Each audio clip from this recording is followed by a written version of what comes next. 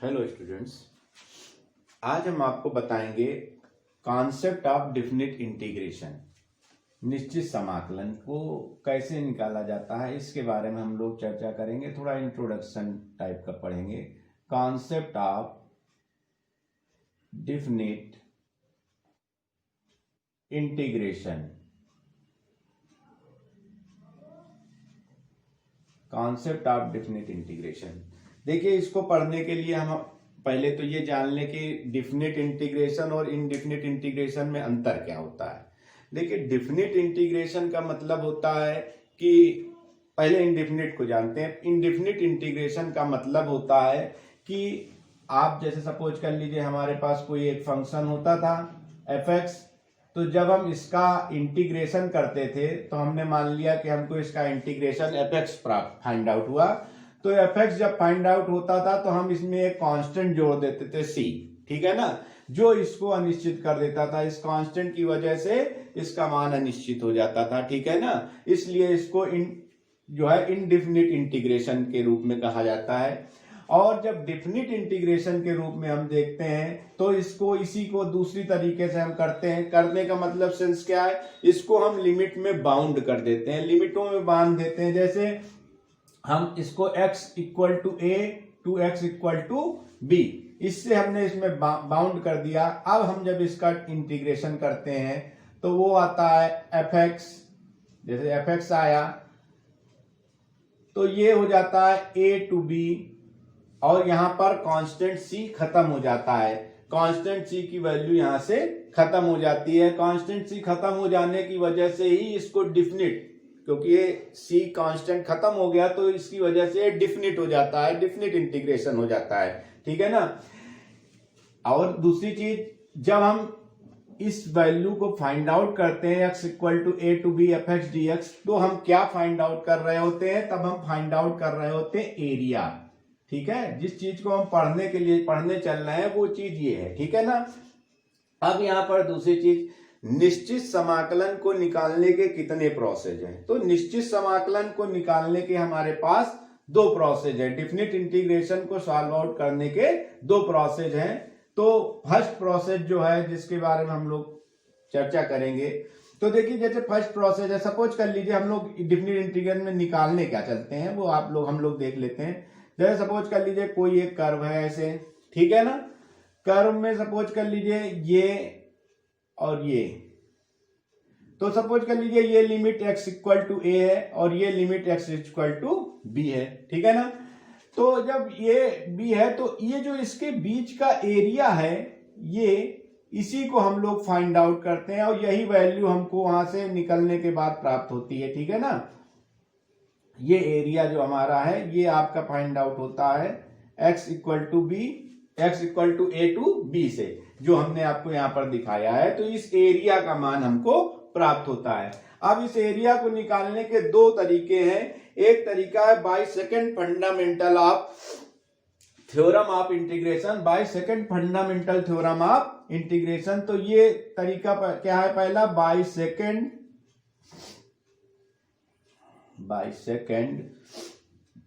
Fundamental theorem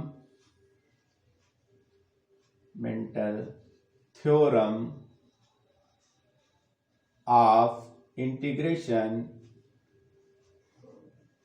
तो ये आपका पहला। तो इस प्रोसेस में हम कहते क्या है, जैसे अभी हमने आपको बताया था कि x इक्वल टू सपोज कर लीजिए हमको a to b f(x) dx इसका इंटीग्रेशन करना है।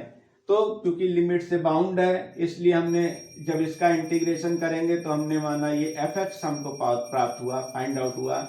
यहाँ पर a और b को लिख देंगे। ये जो a है ये लोअर लिमिट कहलाती है और ये जो b है ये अपर लिमिट कहलाती है। क्या कहलाती है, lower limit and upper limit,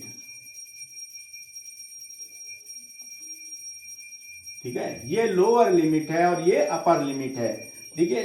अब जब हम लोगों ने पीछे एक चीज देखी थी कि जब हम लोग इंडेफिनिट इंटीग्रेशन में इसका इंटीग्रेशन करते हैं तो हमको फाइंड आउट क्या होता है, f(x) प्लस c, ठीक है ना। अब हम इसमें देखते हैं कि इसको डेफिनिट कैसे हो जाता है ये। तो डेफिनिट होने में अब जब हम वैल्यू रखेंगे इसकी, तो f b plus c minus f a plus c. जब माइनस ओपन होगा तो ये हो जाएगा f b plus c minus f a minus c. C से c cancel over, f b minus f a. ठीक है, देखिए यहां से सी गायब हो गया है।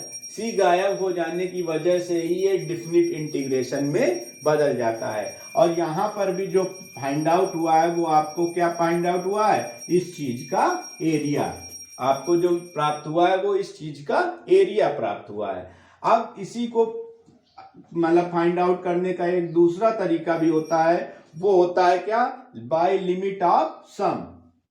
बाय लिमिट ऑफ सम, जिसको हिंदी में कहते हैं योग की सीमा। बाय लिमिट ऑफ सम, जिसको हिंदी में कहते हैं योग की सीमा। योग की सीमा।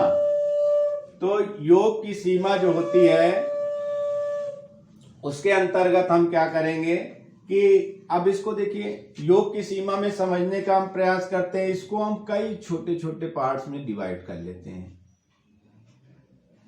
कई छोटे छोटे छोटे छोटे पार्ट्स में डिवाइड कर लेते हैं। इतने छोटे होने चाहिए कि मान लीजिए कि इनके बीच में बिल्कुल जगह ना हो। ठीक है ना, इधर से।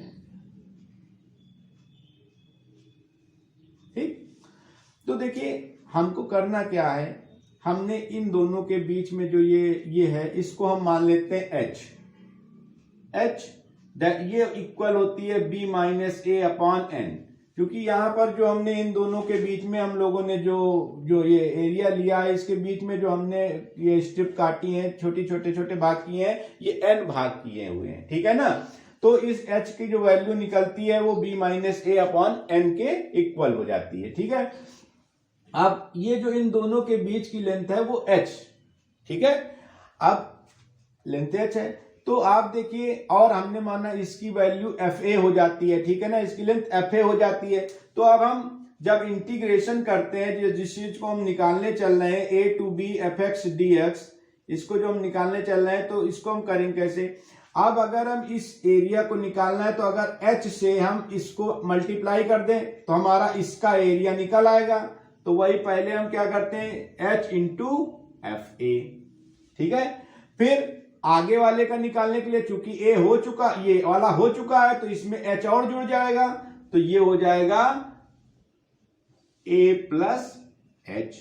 ठीक, फिर इसी तरीके से H F a plus 2h plus so on, plus last वाले में ये n-1 है तो F H F a plus n-1 into H. ठीक है, ये लास्ट तक पहुंच जाएगा। और देखिए एक और चीज है, क्योंकि ये वक्र एक स्ट्रेट लाइन तो है नहीं कि एच की वैल्यू देखिए यहां पर ये झुक रहा है, ये बढ़ रहा है, ऐसे वक्र होंगे। तो यहां पर देखिए इसके बीच में थोड़ा सा डिफरेंस आ रहा है, ऊपर ये एक्स्ट्रा जगह बच रही है। तो इसीलिए हमने आपसे कहा कि इनके बीच में जगह इतना डिस्टेंस एच की वैल्यू इतनी कम लेनी चाहिए कि वो उसको निग्लिजिबल मान लिया जाए, उस चीज को निग्लिजिबल मान लिया जाए, मतलब उसकी कोई वैल्यू हो ही ना। इसीलिए हम यहां पर क्या लगा देते हैं, लिमिट क्या, एच टेंड्स टू 0, मतलब हमने एच को एज ए 0 ट्रीट कर लिया। ठीक है ना, तो यहां से भी जो एरिया निकलेगा हमारा, वो एरिया इसी चीज का निकलेगा जो हमने अभी यहां पहले ऊपर यहां से निकाला था, और यहां से जो एरिया निकाला वो दोनों एरिया सेम निकलेंगे। ठीक है, तो आपको पूरी बात एक बार फिर से बता देते हैं कि डिफिनिट इंटीग्रेशन और इनडिफिनिट इंटीग्रेशन में डिफरेंस क्या है। जब हम इनडिफिनिट इंटीग्रेशन को करते हैं तो हमारे साथ एक कांस्टेंट सी जुड़ जाता है। ठीक है ना, और जब हम डिफिनिट इंटीग्रेशन में आते हैं तो डिफिनिट इंटीग्रेशन में ये सी नहीं होता, सी गायब हो जाता है, इसलिए इसकी वैल्यू निश्चित हो जाती है, इसलिए इसको निश्चित समाकलन डिफिनिट इंटीग्रेशन कहते हैं। इसको सॉल्व आउट करने के दो प्रोसेस हैं, एक by second fundamental theorem of integration जिसको मैंने आपको यूज करके बताया है। यही आपकी जो थ्योरम है ज्यादातर जगह पर यही थ्योरम आपकी अप्लाई होगी, ठीक है ना। और दूसरी थ्योरम है बाय लिमिट ऑफ सम, योग की सीमा के थ्रू, तो उसको भी मैंने आपको अभी सॉल्व करके बताया चित्र के द्वारा, ठीक है ना। ये x और y डैश एक्सिस पर है, ठीक है। तो इसके बाद अब हम एक्सरसाइज पर आएंगे, उसको स्टार्ट करेंगे नेक्स्ट वीडियो में अपने। Okay, thank you.